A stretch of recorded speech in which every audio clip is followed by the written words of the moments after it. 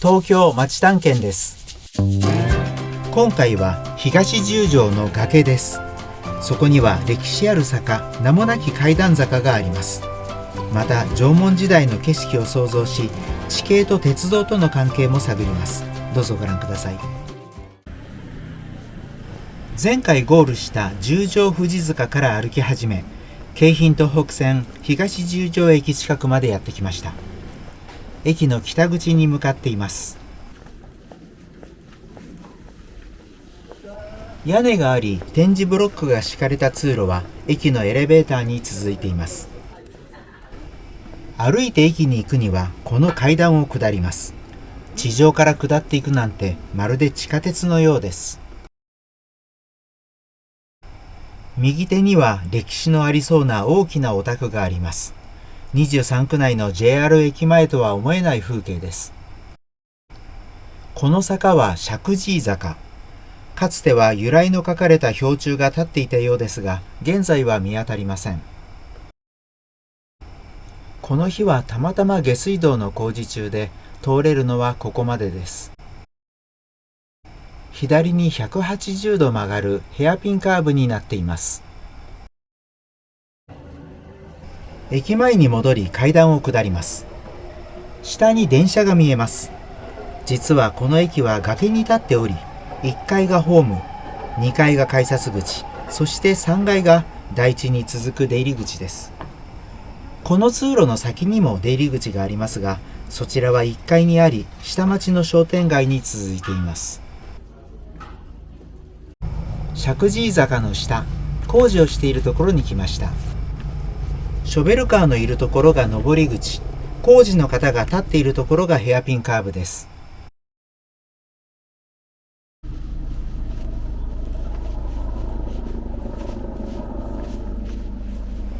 左には京浜東北線、東北本線、湘南新宿ラインが走る貨物線の合わせて3本の複線があります。また高架上は東北、上越、北陸などの新幹線が走っています。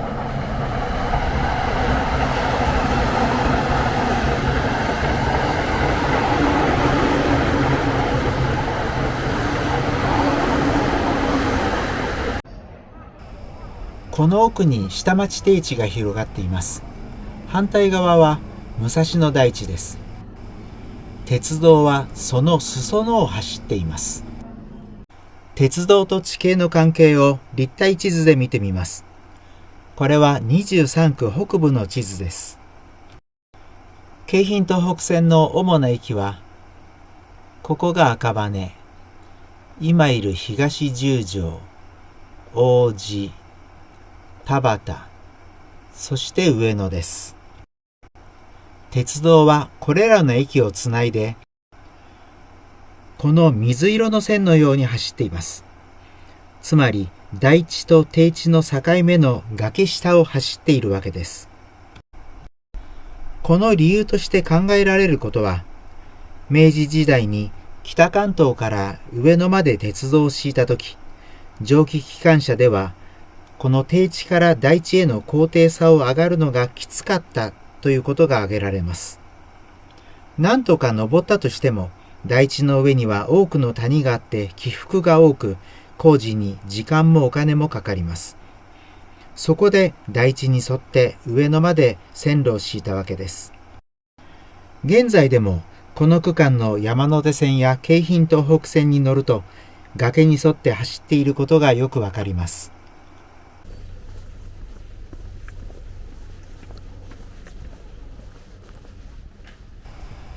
台地に登っていきましょう。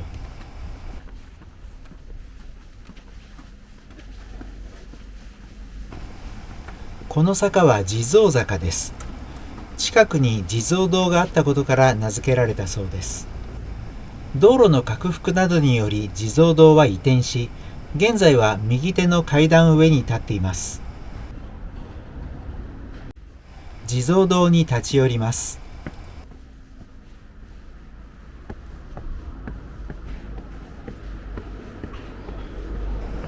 この先は東十条駅南口です。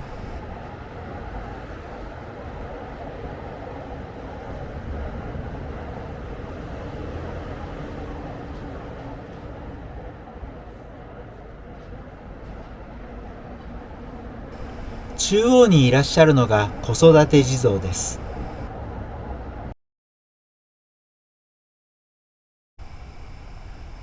この庚申灯は道しるべを兼ねています。一部欠損していますが、右より練馬道、左より豊島道とあります。地蔵坂の続きを登っていきましょう。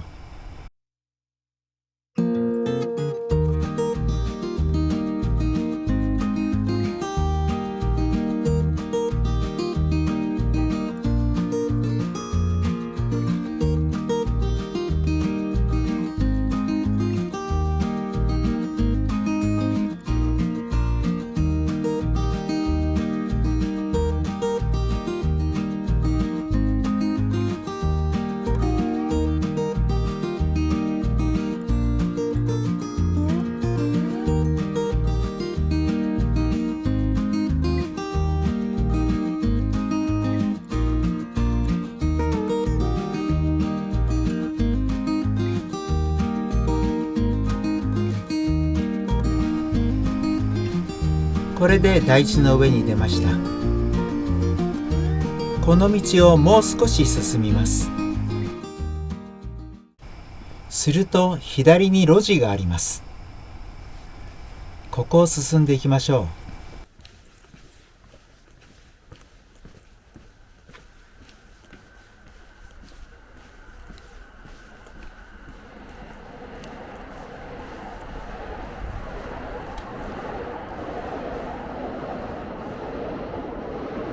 台地のへりに出ました。目の前に下町低地が広がっています。そして素敵な階段。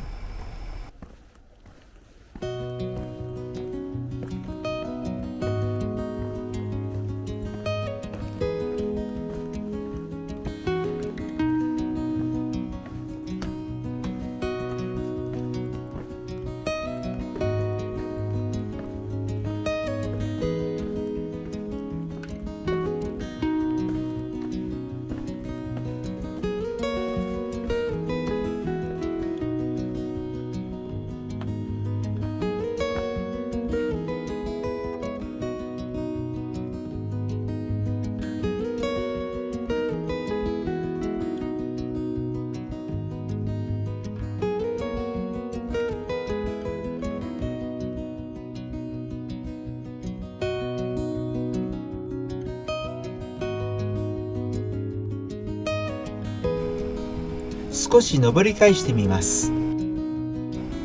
下から見上げるとより味わい深い階段です。もう少し下って全体の地形を見てみます。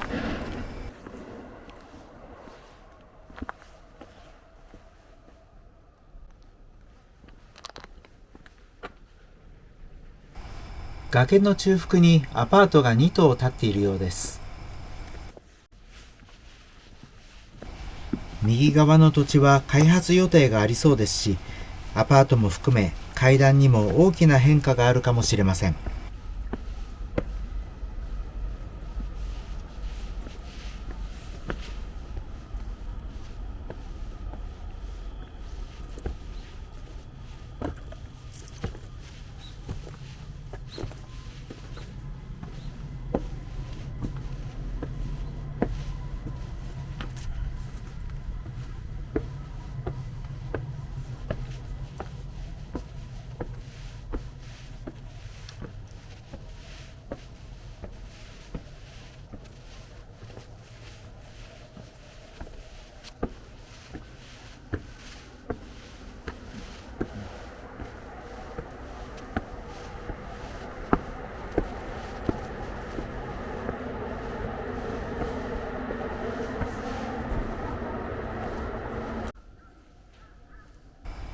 改めて景色を楽しみます。遥かに広がる下町低地は、縄文時代は海だったところです。今立っているこの台地のへりは、広大な海に面した岸辺でした。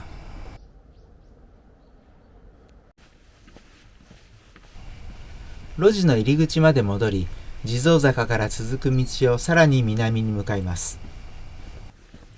すぐにまた左へ曲がる道が現れます。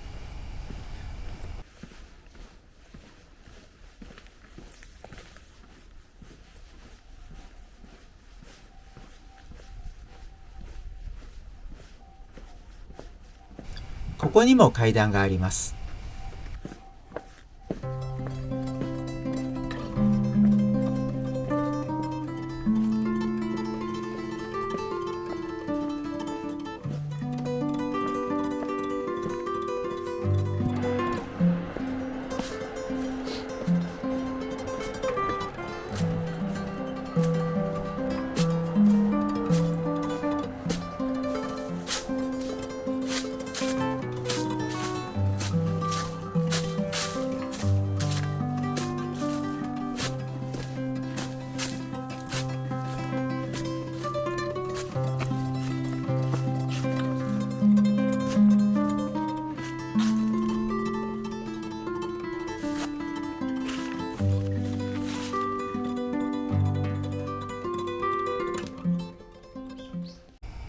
ここを直進すると上り坂で、地蔵坂から続く道に出られます。今回は左に下ります。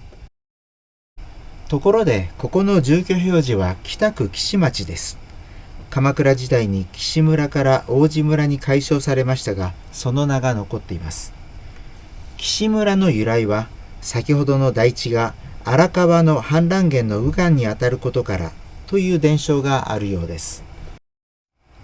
縄文時代の海が陸地になった後も、ここの台地は岸辺であり続けたわけです。